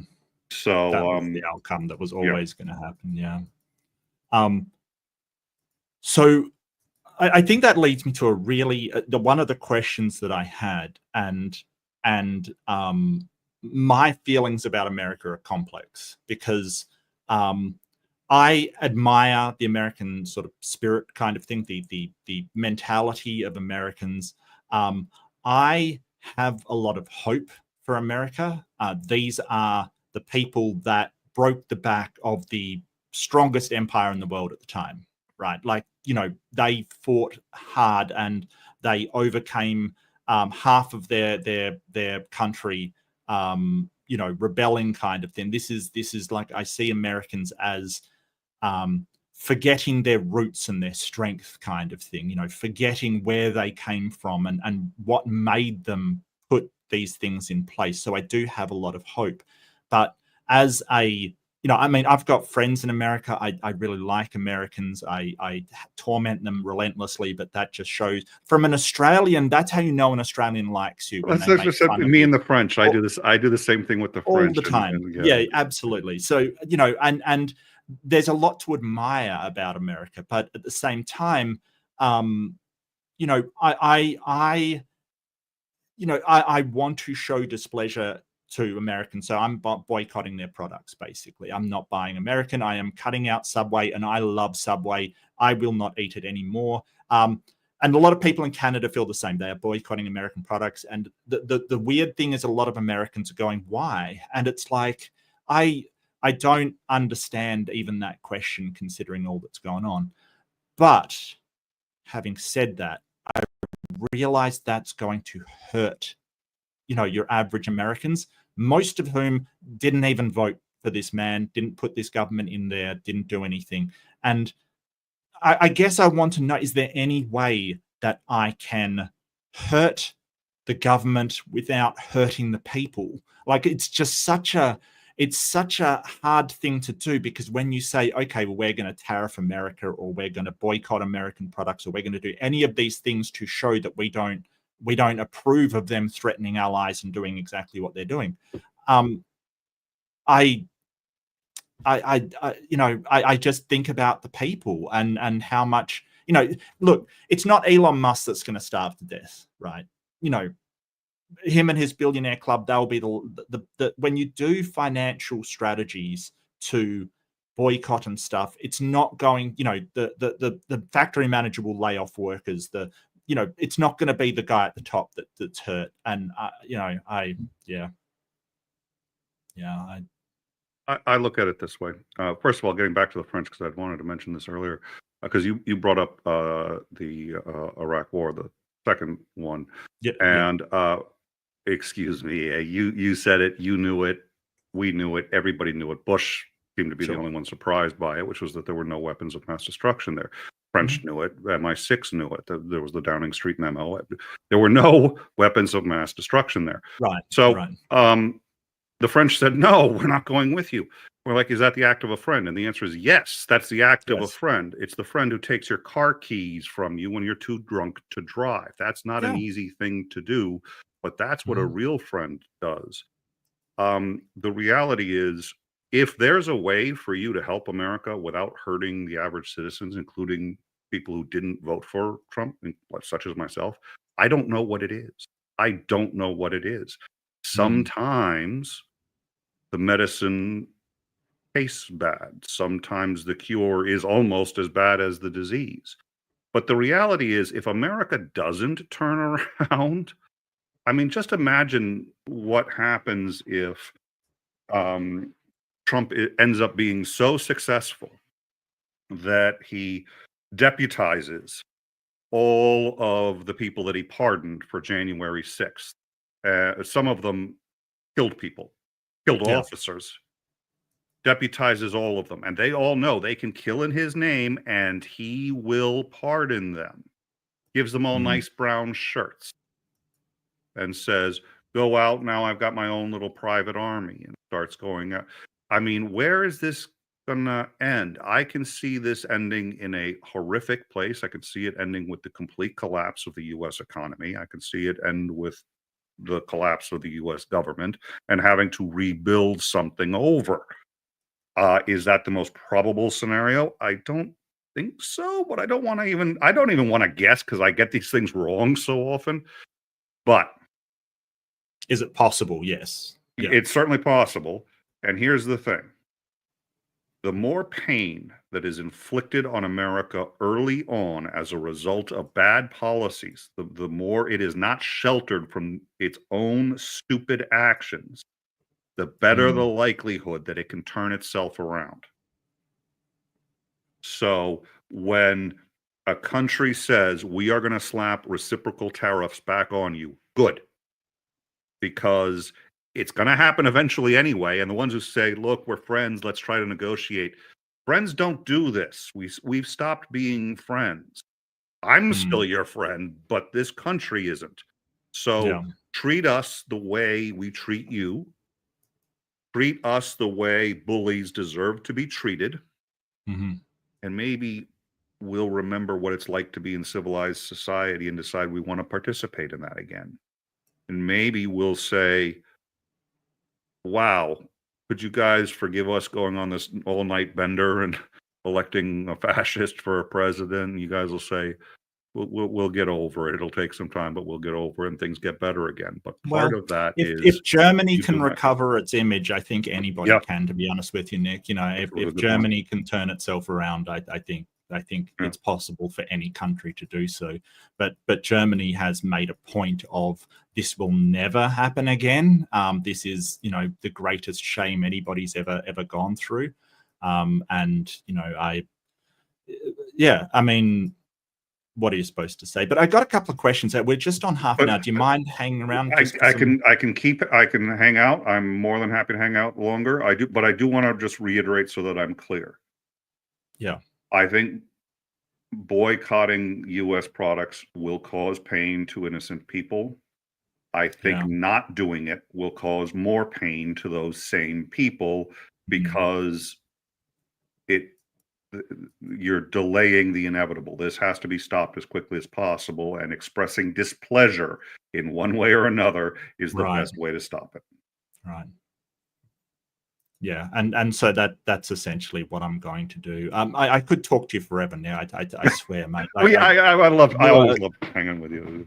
Yeah, and this is just sort of one subject. I've got to get you back on at some point. You can keep talking. I'm going to get some water, but I can hear you because I got these. Sure. So keep talking. Well, someone did mention early on. They basically said, if you want these bases, you can have them. Quite frankly, so they're not really military bases. They're intelligence bases, and sort of Australia's well positioned to be in the Pacific. So yeah, it's kind of, if it gets to that point, yeah, no, we'll take the bases back. They're on Australian land, so you know, I mean, there's no reason why you have to have bases there. It's just, you know, allowing somebody to have a base in your territory is a big thing of trust. It's a huge amount of trust. You know, like it's not a small thing. I sometimes feel that some US people think, oh, well, we've got bases there, they should just be happy we're there. No, it is a big thing of trust if you allow a base. Like, imagine if somebody wanted to make an Australian base on American soil. How would you feel about that? I'm not sure that a lot of people in America would accept that.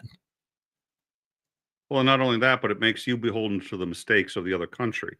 So, you know, I have to believe that Australians were a little nervous when 9/11 happened, because while I have no doubt that they would be steadfast and were steadfast by our side, it's sort of like anybody who wants to attack America may attack them through our bases here. Now, that's actually a very bad example for any number of reasons. So let me think of, I mean, if we start a war with China, China's going to attack our bases. So if you're hosting our bases, you know, so you're only going to do it if you're pretty sure that we're not going to go do something stupid on the rest of the world, because you're going to suffer the consequences. So it's a huge act of trust.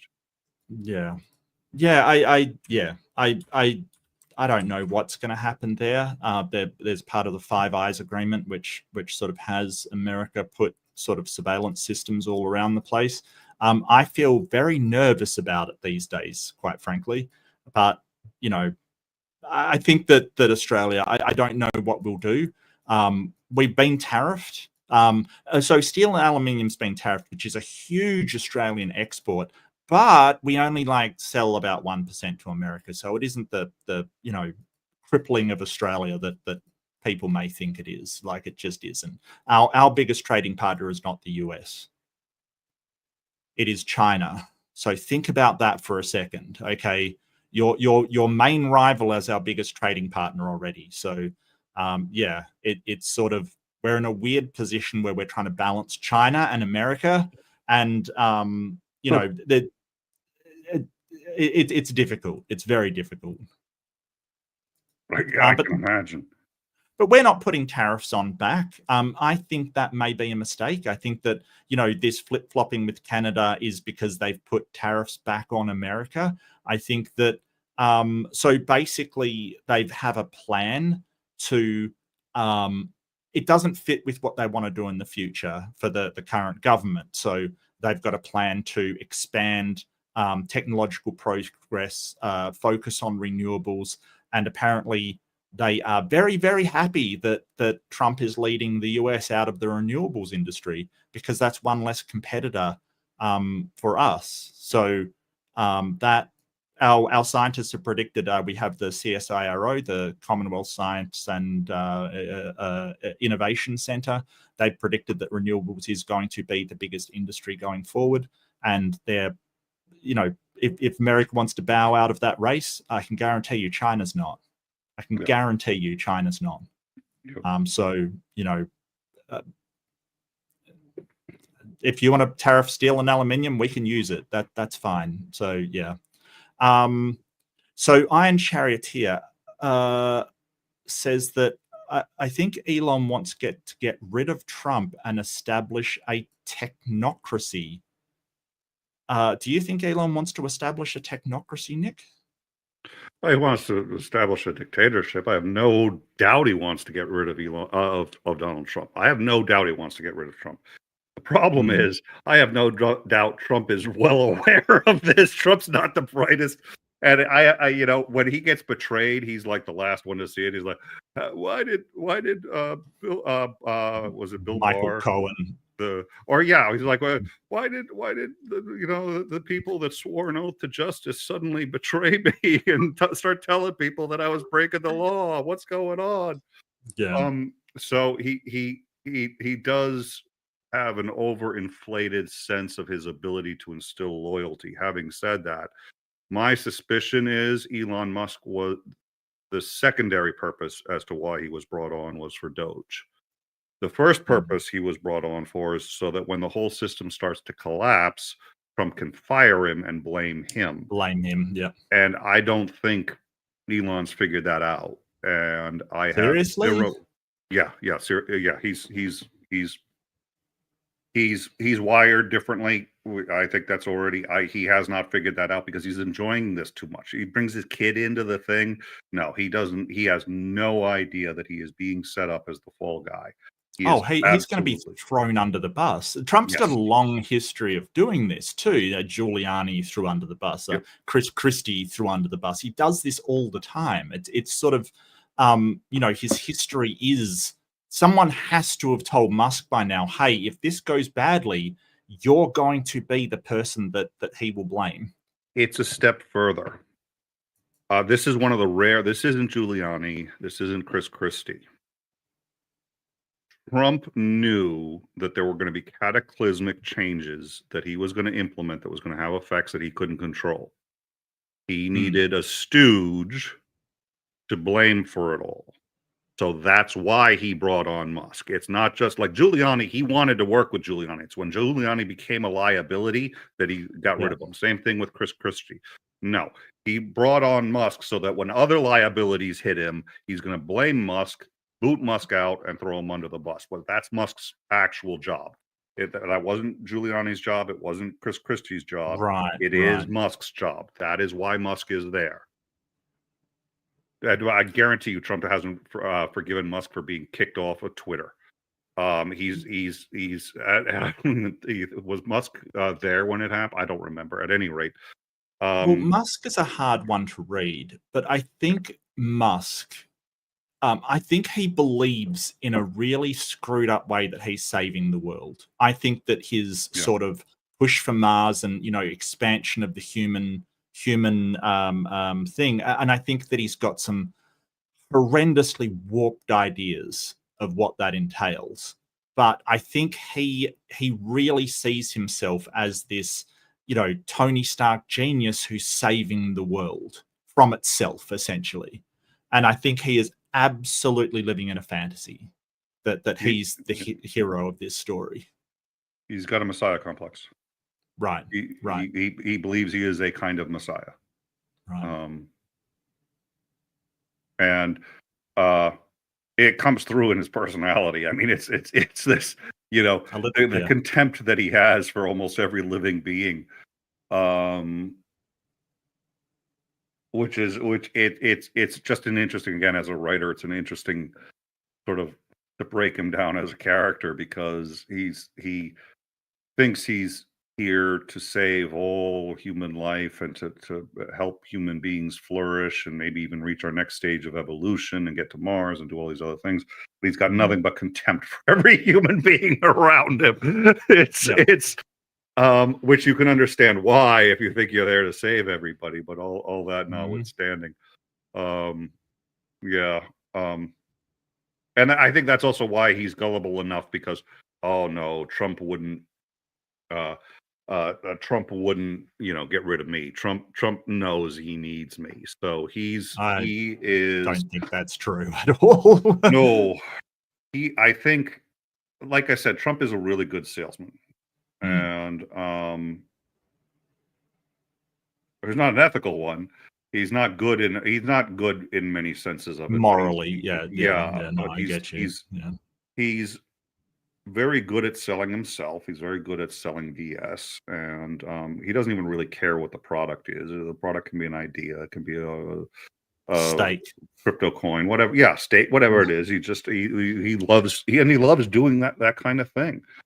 So I think Musk, for reasons I don't fully understand, but that appear to me quite apparent just by looking at him and by hearing him talk, Musk is particularly vulnerable to that kind of, probably because they both share a certain narcissism in common.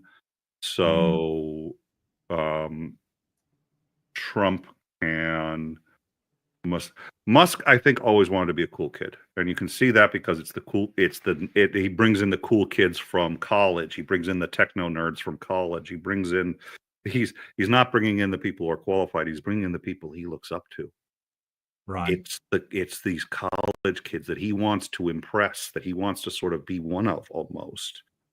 So I think Trump spotted that a mile away and fed into that. And I think that was the interesting, when he was sitting there silently at the desk and almost giving reverence to Musk, because Musk was just talking, and I've never seen Trump be that quiet ever.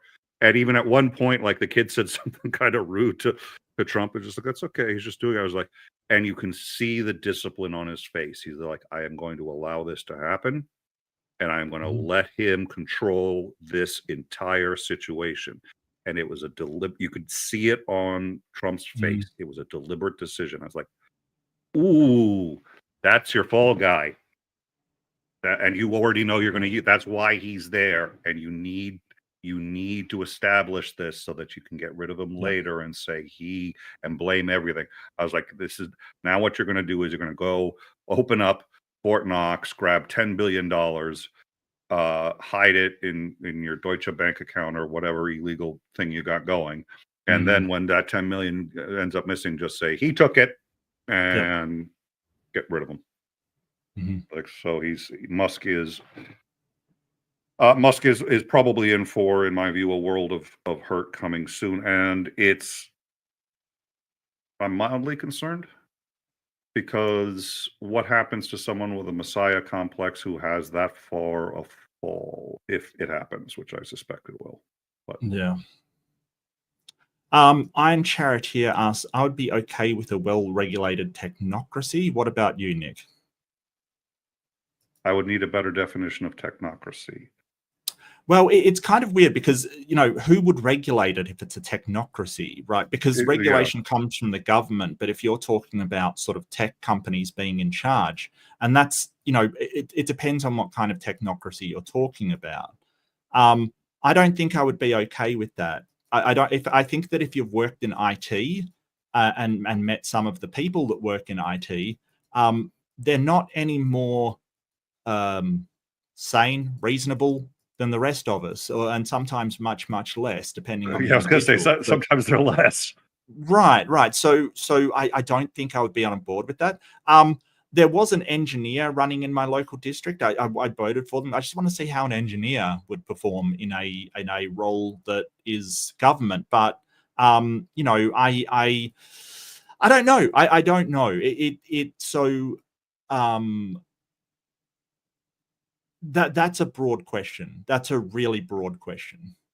If you're sort of saying, I don't think so. No, I don't think so, because the problem with a technocracy is that you're essentially eliminating people from government who may have other fields of skills. Like, for instance, you know, what about sociologists? You know, and lawyers. As much as I kind of people dislike lawyers, they kind of do understand the legislative process. So no, I don't think I would be happy in that. I think that democracy is the worst form of government besides every single other that's been tried. So so an interesting question that crossed my mind, this was a while ago, was what if we gave running everything to an AI program to do the best for people? Well, that would be a nightmare as well, right? Like, within certain parameters. I don't know. It's a very, very weird question, but what do you think, Nick? What do you have any? There's nothing you said that I would disagree with. I think we'd have to understand more about it. I do think so. There's an issue, and the reason the U.S. was formed actually as a republic is so that other people would have the job of legislating, because that is a full-time job, and you need people who know what they're doing. Right. Now there was some balance to that, like, you know, I think especially in the House, people weren't expected to be full-time career politicians. But having said that, you still vote for people who learn these things and learn military policy, and who try to make the best decisions instead of directly voting for them yourself. It's been my experience that while there's a good deal of variance in human adaptability, intelligence, and the breadth and scope of ability, people who tend to have a greater depth in one area lack depth in others. Right. This Yeah. is why, as a tendency, it's not true. Einstein was very affable and sociable and so on and so forth. So there's exceptions, but usually the people who are really smart in one focused way suffer some depth of ability in other ways. So in a technocracy, if you have people who are just skilled in technology, yeah, maybe they should be developing technology and not coming up with policy for other people. So I think I think you would end up with that problem, but you alluded to it. I'm just expanding on it. So yeah, I've got about 5 more minutes. So if we want to shoot. Okay. Yep. Why is Nick Soutter so dreamy? It says Titan Uranus. I think that's a good question. It's the low voice. I think it's just this. That's why. Like this. Yeah, we got it. The next one, I'm just having trouble finding it, but it's basically, do you believe a candidate from a third party will eventually break through in the near future, considering the dichotomy of both parties and the unspoken for moderates in America? No, zero chance. Cannot happen. So one of our biggest problems is we don't have a third party. If we had a third party, stuff like this would happen less frequently. Also, you wouldn't be stuck with the position of say the log cabin Republicans or something like that. I mean, if you're a homosexual in the United States, basically you're going to have to be a Democrat, because even if you have other views in other areas, if that's, you know, something that's important to you, they're the only ones who are going to support you. They know they're the only ones who are going to support you. There's no competition in that, so they can say all they want to about you know, advancing gay rights, but they don't have to take it that seriously, because where else are you going to go to advance that agenda? So we Right. really do need more parties. The problem is, while the executive branch was not originally supposed to be this way, the executive branch is now a winner-take-all system. So whoever gets the most vote wins. Whoever gets second place, zero, nada, nothing. Uh, that's a really big problem. And what happens is, when you have a winner-take-all system, smaller parties end up getting eaten up by the bigger ones. And the reason is, smaller parties can't. I mean, if unlike in a parliamentary system where a smaller party can still get some of their agenda on the table, in a parliamentary system, they can still have a voice. Mm, If mm, it's winner take all, smaller parties have zero voice. So if you want a mm. voice, you have to join the bigger parties. That will eventually, a reducto, two parties, that's it. A winner take all system will eventually, over time, result in two parties, and you cannot have a viable third party. There's no way to organize for it, because again, you're stuck in a winner take all system. If we switch to ranked choice, that would Yes. overcome this problem, but I don't see us doing that anytime soon. Well, there's a So catch-22 there, isn't there? But that you need to vote in, like, because the two parties are never going to vote for ranked choice because they benefit too much from a two-party system. And you need them to in order to put the ranked choice in. You need the ranked choice in order to get that in. It's a catch-22. now Congress is not as bad insofar as a winner take all. You can have third parties that can get a congressman, but because one of the branches of government is a winner take all, that means the two parties that have that struggle for that branch decide they might as well also struggle for the other branches. So they end up being the dominant parties in Congress. So even though Congress is not a winner take all system, and independents do have a possibility of voting in someone and getting heard, it's hard, but it's doable.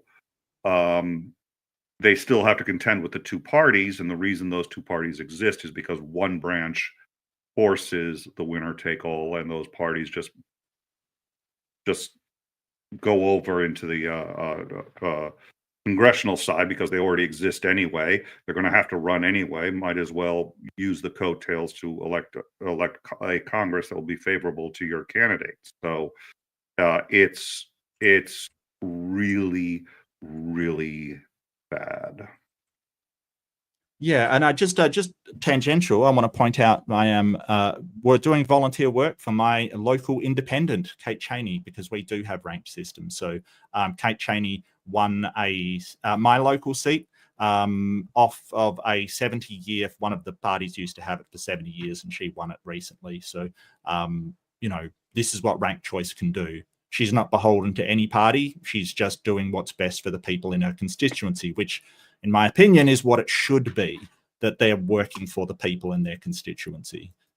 So yeah, and I'm wearing the hat today. So if you're wondering why I'm wearing a hat, Kate Cheney. If you are in a tiny little sliver of Australia that she's running in, vote Kate Cheney. I don't think there's going to be a lot of people, but just quickly, how is Trump going about limiting the press, and is that a constitutional violation? Why aren't the Dems going after that? That's a good question. The way he's going about limiting the press is he is restricting their access to important areas such as the Pentagon. That's the biggie. The press pool that goes with the president on Air Force One, he's going to start limiting that, he said, yeah. And it's going to be based on whether you give him good coverage or not. Mm-hmm. Is it constitutional? That's a very good question. A yes with an if, no with a but. It's not unconstitutional strictly, to the best, and I'm not a constitutional lawyer, so this is just based on my understanding of it. The First Amendment basically says that the government will not restrict your right to free speech. They are not shutting down these presses.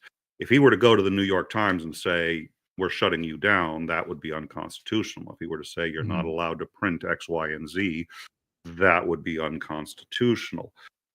Is limiting access unconstitutional? Well, by a strict interpretation, no.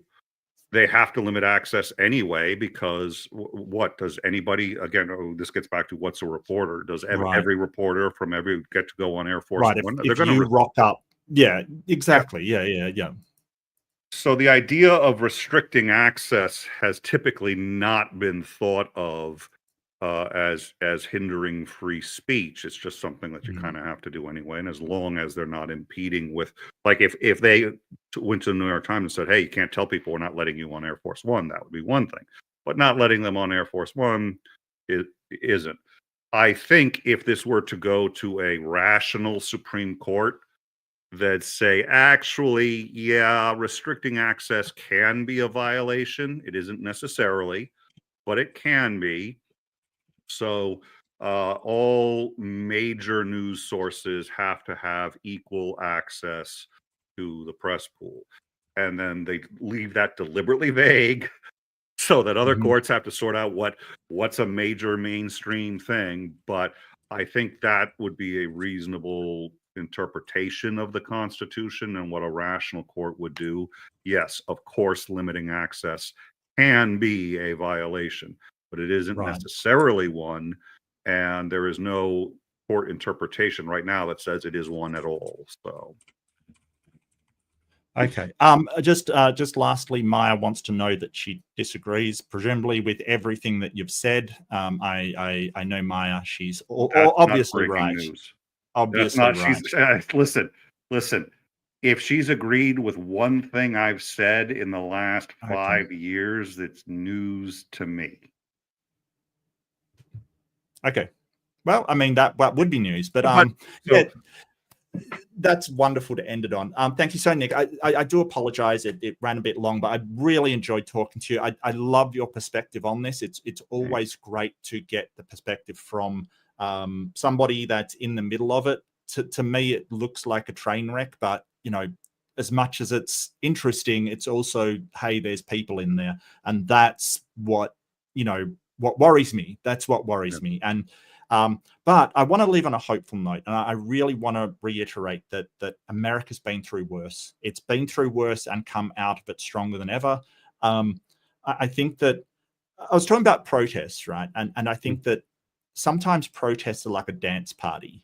That if everyone's just standing around and no one's dancing, no one wants to be the first. It feels weird to get up there and dance all by yourself, or go to a protest and there's 3 people and a dog standing around. It's always embarrassing. But I think that once that starts to break the floodgates, I think it'll really happen. But that's just my personal opinion. I don't know for sure. But if you are thinking about it, I think that you mentioned the social contract earlier. It's protests, I believe, are a good idea because they show people in power where that power actually derives from, in no uncertain terms. Yep. So I would encourage you. I want you to be hopeful. I think that the find out thing, that the fuck around has happened. The find out is happening, and yeah. So let's do it. But Nick, it's just such a pleasure to speak to you, mate. Is there anything else you want to add? Don't forget to check out In Time. It's a news program. Fascinating. I get most of my Ukraine stuff from there. You do a lot on Ukraine. Do subscribe, please. Please do check us out, and also we're a community-run organization. So if you join our Discord, you can help determine sort of the direction of the channel, and you can look at the breaking news and just see sort of how the channel has moved based on that. Mark, you're a friend. We've known each other for a very long time, as you've said, and a few years. Yeah. It feels longer. Sometimes. Yeah, sometimes we see each other like every day for a couple of weeks, and then we haven't seen each other for a while. But as soon as you said, "Do you want to come on?" I was like, "Yes." They're like, "Well, we'll do 90 minutes." I was like, 90 minutes more. It does. I was delighted. I'm so it's sorry. always great to chat. Don't. I You always made it go clear over I could leave at any time. Yeah, So yeah, absolutely, absolutely. I'm this is a perfect time for me. I really enjoyed it. I always do. So Hmm. and we had even talked a long time, like a year ago, about you and I doing a debate, 2-on-2, you and I versus, I don't know if you remember this, and we hadn't come up with who would debate, but Okay, we had talked about you and I doing like I haven't done any anti-theism in a while, but okay. if we find someone, Yeah, we'll sure. I'm so happy to do debates. I need more. I want more. I love doing them. Yeah, it's just been an absolute pleasure. But yeah, yeah, hit me up, Nick. Be in contact. I'm more than happy, mate. Absolutely, All right. Well, absolutely. anytime, hit me up. I will come back. I had a blast. So thank you so much. Oh, thank you so much, Nick. Take care. And for those out there, be kind to yourself. This might be a hard time. We'll get through it together. So be kind to each other and take care of each other if this goes south. Um, take care, and I'll see you in the next one. Bye bye. This old switchboard could talk. Wow. Your ears would sizzle. 1880. We take Alexander Graham Bell's invention for granted today. Perhaps we should. But isn't it incredible that millions and millions of people can talk simultaneously to practically any spot on Earth